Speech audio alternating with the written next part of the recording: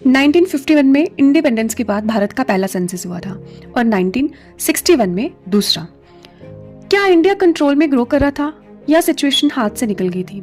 इसका आंसर दिया 1961 के सेंसस ने। 1961 इंडिया अब स्टेबल हो रहा था, लेकिन पॉपुलेशन क्वाइटली एक्सप्लोर कर रही थी। ये वो टाइम था जब प्लानिंग शुरू हो चुकी थी और गवर्नमेंट को एग्जैक्ट डाटा चाहिए था। 1961 में इंडिया की पॉपुलेशन लगभग 43.9 करोड़ हो चुकी थी, मतलब सिर्फ 10 सालों में 8 करोड़ लोग बढ़ गए थे। ग्रोथ रेट क्या था? 21.6%। अगर हम 1951 का कंपैरिजन 1961 से करें तो पॉपुलेशन ग्रोथ रेट था 21.6% और ये एक वार्निंग साइन था।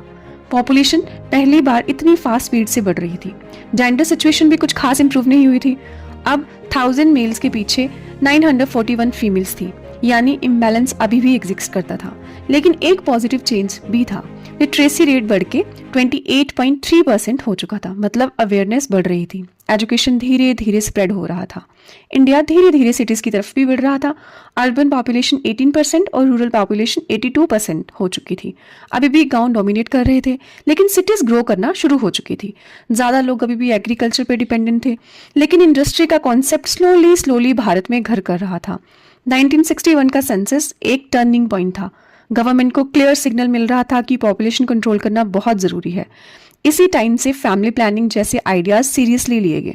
1951 से 1961 इंडिया ने ग्रोथ भी देखी और वार्निंग भी।